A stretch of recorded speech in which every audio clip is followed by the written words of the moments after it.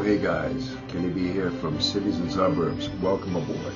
September the 5th, 2023, the elections in Worcester, preliminary elections. But thanks to our friends over at YouTube for the ongoing, whatever you put into YouTube and you say, as long as it's non-copyrighted, you're okay. How you guys doing tonight? And just really quick before the polls are closed here in Worcester and people do not think it's a big deal, to vote. There are about 100, so the preliminary and then there'll be the primary elections in Worcester in a couple of months. Tonight was in certain districts. If you have 3 or more candidates in a district, you have a primary. Okay, and that kind of narrows the playing field down to 2 candidates. And then you get into, the president or, the sexy, the things that people turn out for, the popular vote. People want the popular vote,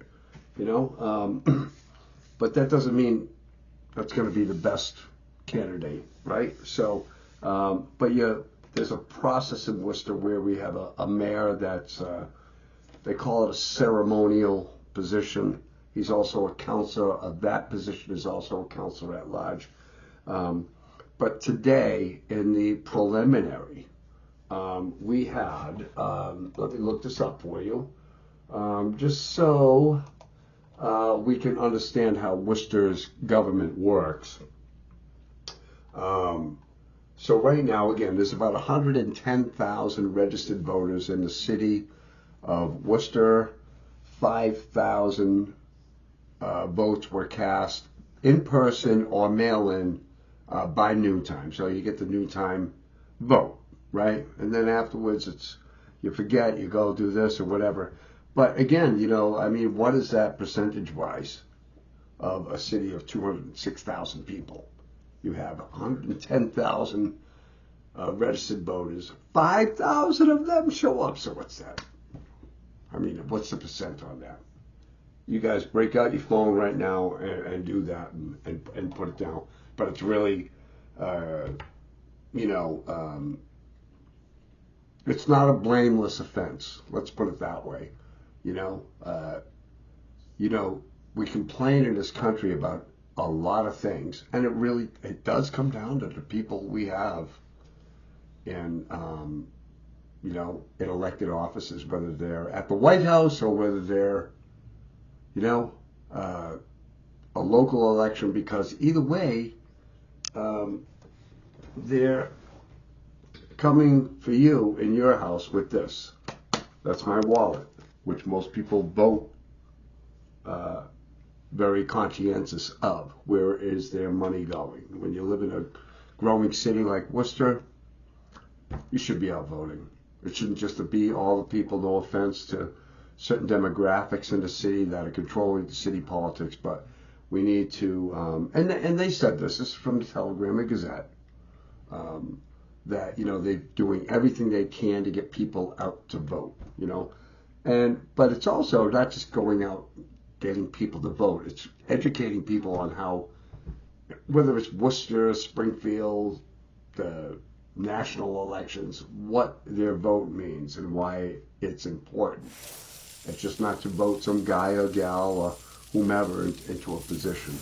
It should be shape-shifting where you live and thinking generations down the road of how they, if I'm running for an office, I'm not going to change your life today.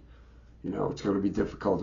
How do we want the future to look in Worcester, Massachusetts, the country, 10, 15 years long after all of us are gone? The power of the pencil, my friends. Just backing up a little bit, here is our friend Jordan Levy. I've been reaching out on Facebook. I know some people that work for the city, a lot of people.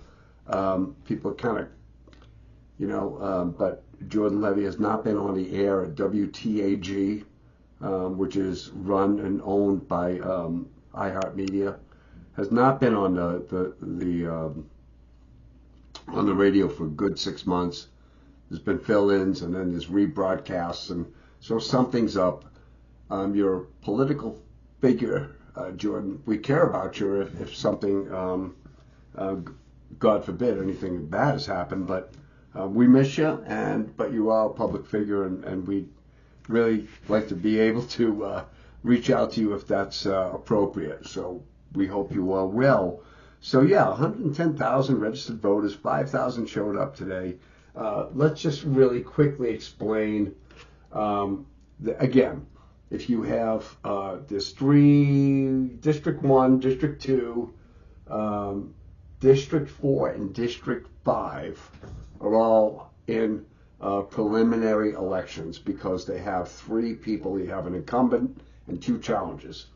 So in District 1, you have, I could read all the councilors. I don't have a horse in the race, but so that's why it's not a citywide, preliminary election. There's some seats that are going unchallenged. So we go straight for the primary, right? And skip the preliminary. So, in District 5, even in District 2, Candy Merrill Carlson, she's our counselor over there in Lincoln Street, Worcester. She faces 2 challenges. Former District 2 City Councilor Philip Palmieri, which I will. Candy's doing a great job. I think she should stay there. And Robert Bilotta, Bilotta, Bilotta. Okay. So that's what's going on, and you have that going on. And so I saw a lot of, city signs being held up for a lot of candidates. I don't know, but the good thing is about Worcester politics or any politics, you should always have a challenger. Never let the incumbent get comfortable. That's the problem with party politics, right? Because, we want our guy to stay because he's moving the chains for us, And so that's going on right now. So the polls closed at 8 o'clock. We'll see tomorrow who is going to, I think the incumbents, again, even in local politics, it's tough to knock off an incumbent unless they really, doing something that you just don't dig. But Worcester's a growing city. It's going to have different challenges every year, shifting demographics, in and out, housing problems nationwide. But we don't care. We have to look locally, and so getting out and voting, if you're one of the 110,000 voters, that are registered and did not show up today. Again, what you get is not blameless. Okay? What you get is not blameless. Anyway, we'll see you on the other side, guys. Kennedy here signing out. We'll see you in December. Take care. And happy voting out there. We'll see you in November. Bye.